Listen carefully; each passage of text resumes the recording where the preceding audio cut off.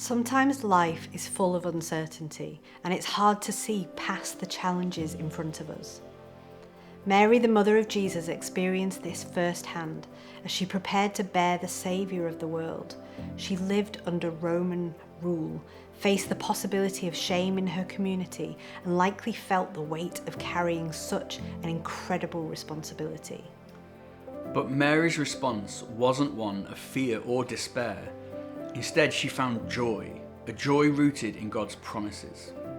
In her song, which we read in Luke 1, she sings, "My soul magnifies the Lord, for he has looked on the humble estate of his servant." Even in her uncertainty, Mary found strength by trusting that God was with her, working out his plan. This kind of joy isn't shallow. It's a deep, abiding joy that comes from knowing God's faithfulness. In Isaiah 35, the prophet gives us a picture of this kind of joy, a joy that brings life even to the desert, where the weak are strengthened and hope is restored. And that's what God's joy does. It strengthens us, even in hard times.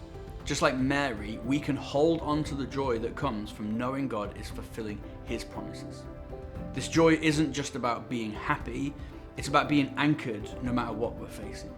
When the angel appeared to the shepherds in Luke 2, they heard the message of great joy and responded immediately. They went to find Jesus. That joy led them to action. It moved them to seek out the Saviour, to let that good news change their lives.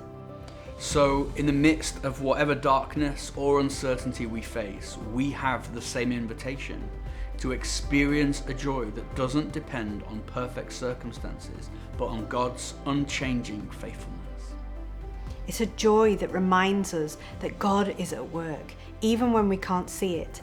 And as we receive that joy, we're called to share it, to bring it into our relationships, our communities, and our world. So this season, let's hold on to the joy that comes from knowing God's promises are true, that he's with us, that his love will always have the final word.